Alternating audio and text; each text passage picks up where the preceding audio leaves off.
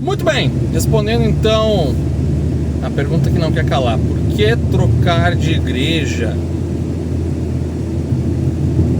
em meados de 2025? Por que alguém trocaria de igreja para procurar outra igreja que professa a mesma fé, que tem a mesma doutrina?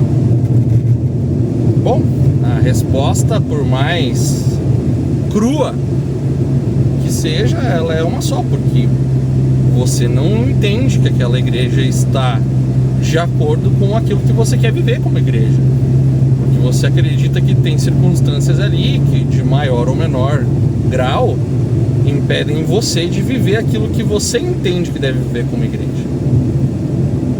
Basicamente é isso, como qualquer outro grupo religioso, né? Ah, mas será que a gente deveria trocar de igreja? Será que essa é uma atitude correta? Porque olha só, eu olho para as escrituras e não enxergo, né, essa atitude das pessoas, né, procurando, né, um lugar que lhes agrade mais. Bom, lhe agradar mais é um eufemismo gigantesco, não é mesmo, né? Porque a gente tem, né, uma dificuldade de perceber as coisas sem estar diretamente envolvido, né? Então, por exemplo, quando alguém sai de outra igreja para vir para a nossa igreja, é porque lá era ruim, lá tinha problema. A gente aceita, a gente entende as feridas, as mágoas, a gente entende os obstáculos, as dificuldades. Agora, quando isso acontece no sentido contrário, não, meu Deus do céu, como pode ser que essa pessoa esteja rejeitando aquilo que a gente está vivendo aqui, né? Como será que isso é possível, né? Isso não está na Bíblia. Só quando acontece de lá para cá. Não, é que quando acontece de lá para cá, olha só, a gente tem uma revelação especial de Deus, a gente tem um plus, um apêndice da Bíblia que me foi revelado, que diz que existem pessoas, ovelhas machucadas lá fora, que precisam de cuidado, e somente aqui é possível oferecer esse cuidado, não é mesmo? Então, de lá pra cá tudo bem, agora daqui pra lá, aí é problema, meu amigo. Aí a gente tem que ver o que está acontecendo. Todavia, né, na Bíblia a gente não enxerga também várias circunstâncias, a gente não vê luz elétrica, né, porque aquilo não era uma realidade.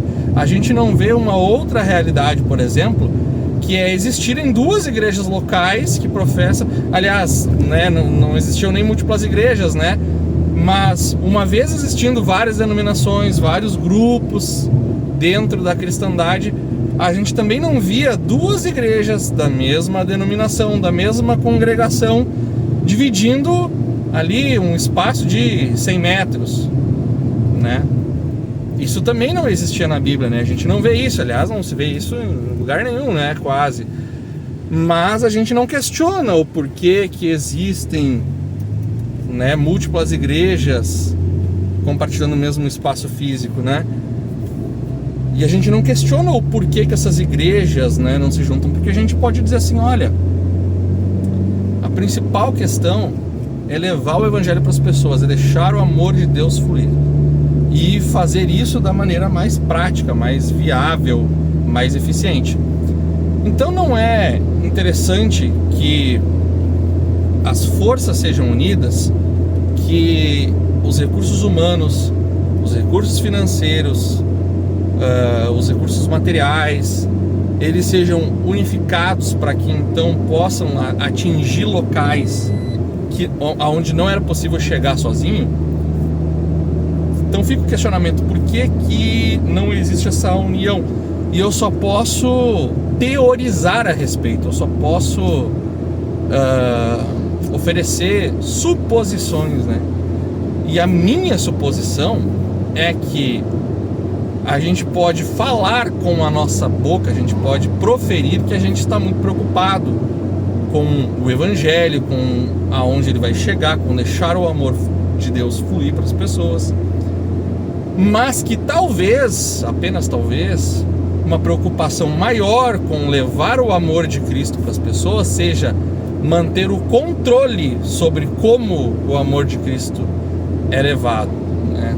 Talvez as pessoas não queiram unir forças, porque para elas é mais importante determinar como as coisas vão funcionar do que necessariamente permitir que o amor chegue a mais pessoas, certo? Mas isso é apenas uma teoria. Agora eu vou dar o exemplo, eu vou utilizar aqui uma parábola, vou utilizar aqui uma ilustração de um casamento, certo? Eu quero que você imagine que você chegou em casa do seu dia de trabalho, depois de um dia cansativo, você então encontra o seu cônjuge e ele pede para que você execute alguma tarefa da casa. Então ele pede para que você lave os pratos, por exemplo. E aí você, né, olha para si mesmo e entende que eu não estou afim de lavar os pratos. Eu não acho que é uma tarefa necessária, relevante. Eu acho que é algo que não precisa ser feito agora. Então você olha para o seu cônjuge e pergunta: amor, se eu não lavar os pratos, você vai separar de mim? E ela vai dizer: não, claro que eu não vou separar de você. Então eu não vou lavar os pratos. Ótimo. Só que nem tudo num relacionamento é tão irrelevante quanto lavar os pratos. E aí imagina que você utiliza essa regra para definir todo o seu relacionamento. Essa é uma questão de divórcio? Não. Logo, não vou fazer. Logo, eu não quero abrir mão da minha preferência para dar espaço para a sua preferência. É uma questão de divórcio? Não. Então, eu não quero nem saber qual é a sua opinião. E agora você pega essa lógica e aplica isso numa comunidade, aplica isso numa igreja local e imagina algo ser pautado para isso é um impeditivo para que o amor de Cristo chegue às pessoas? Não. Então eu não quero saber. Isso vai impedir Deus de ser glorificado ou o evangelho de ser pregado? Não. Então quer saber? Eu não vou nem perguntar. Eu nem quero saber o que você tem a dizer a respeito. Porque o que importa é que o amor de Cristo seja levado para as pessoas. Tudo bem, só que as pessoas, elas têm descontentamentos, elas têm sonhos, elas têm preferências, elas são seres humanos, são complexos.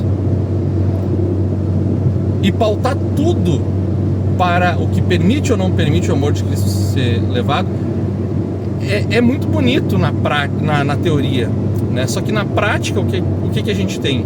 Na prática, a gente acaba tendo uma comunidade que precisa que todos cedam as suas preferências. Todos têm que ceder as suas preferências, os seus sonhos, as suas convicções, as suas dificuldades. Todos têm que ceder para que as convicções, as preferências, os sonhos de uma pessoa prevaleçam. Me desculpem, mas quando eu olho para a Bíblia, eu também não vejo isso. Eu também não vejo esse como um exemplo a ser seguido. Não é o padrão que eu imagino que estava sendo orientado a ser seguido. Quando nós somos instruídos pela palavra a termos uma unidade de pensamento, mas eu não acredito que isso significa que a unidade de pensamento que nós devemos ter, a concordância, seja a visão que uma pessoa tem e que as outras simplesmente têm que ceder. É óbvio que nós precisamos ceder. É óbvio que nós precisamos ceder. Acontece que a gente precisa questionar se estamos cedendo para o evangelho ou se estamos cedendo para executar as vontades, as preferências e os sonhos de uma pessoa que, por sua vez, não quer ceder nada. Não quer ceder das suas preferências, não quer ceder desde a cor da parede ou até mesmo, sei lá, a regulagem do som, porque tudo precisa estar exatamente de acordo com as preferências dela. Então me digam se isso tem a ver com levar o evangelho para as pessoas, com não impedir o amor ou não querer administrar as discordâncias que podem aparecer entre quem prefere a cor de cadeira azul ou roxa, ou se isso tem a ver apenas com alguém que não quer abrir mão do controle, com alguém que não quer abrir mão das suas preferências. Me digam vocês o que é. Poxa vida, Thales, mas se são questões que não impedem o amor de Jesus, que não impedem o evangelho de caminhar, por que você não dá o braço a torcer? Por que você não cede? Bom, é que daí a gente tem que olhar essa questão, a gente tem que segurar a onda, levantar os olhos, levantar a nossa cabeça e tentar nos afastar da situação e enxergar a situação de fora. Porque a gente não está falando sobre uma pessoa ceder para que o evangelho de Cristo avance. A gente está falando justamente de questões que não são importantes, porque essa é a regra, né? Se não impede o amor de Cristo, então é sobre isso, né, que eu vou fazer o meu caso, né? A gente tem que olhar para uma comunidade, a gente olha para uma comunidade onde toda a comunidade precisa ceder, para que as coisas sejam feitas baseadas nas opiniões e na vontade de uma pessoa. Bom, eu também não vejo isso nas escrituras, também não é um modelo que eu consigo olhar para a Bíblia e achar que seja um modelo válido de igreja, certo? E a minha sincera opinião, minha sincera sugestão é que ninguém permaneça numa igreja aonde não existe um sistema de freios e contrapesos, aonde não existe, aí você chama do que quiser, diretoria, conselho, sabe? Que ninguém permaneça onde não existe um sistema de pessoas que seja capaz de frear as decisões de uma única pessoa. É necessário que isso exista para que seja saudável. E qualquer igreja saudável tem alguma estrutura semelhante. Agora, se isso não existe, ou se isso existe somente para aparências, onde não existe voz para uma diretoria, para uma assembleia, onde as coisas não podem ser questionadas, onde se as coisas forem questionadas, haverá problema, e as pessoas vão ficar nervosas e não vão gostar, e vão ter atitudes, né, passivo-agressivas, né? Então isso não existe, tá? Isso existe só no papel. Se alguém ficou com dúvida, o que é uma atitude passiva-agressiva? Eu vou dar um exemplo.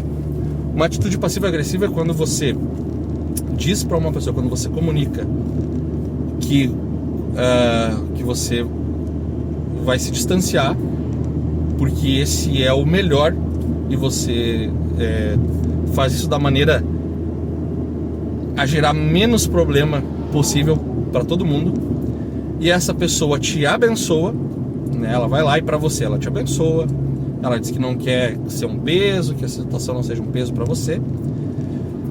Só que quando ela está com outras pessoas, quando ela vai a público, ela vai lá e diz que as pessoas que se afastaram, elas não eram dos nossos, elas não quiseram seguir, elas são que nem o jovem rico que não quis seguir o evangelho de Cristo, não quis se colocar no padrão que Cristo estabeleceu, porque às vezes vem um fogo que refina o ouro, mas a palha ele queima, né?